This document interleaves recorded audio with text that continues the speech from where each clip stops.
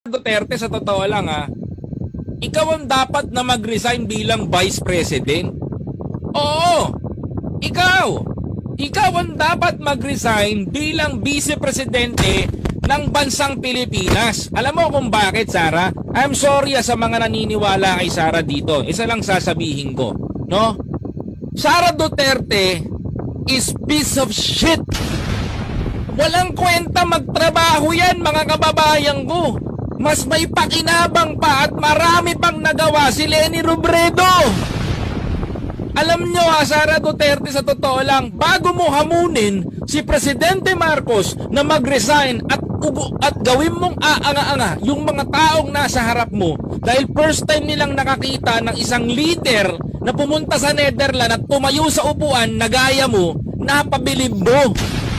Pero hindi mo pwedeng sabihin na kayo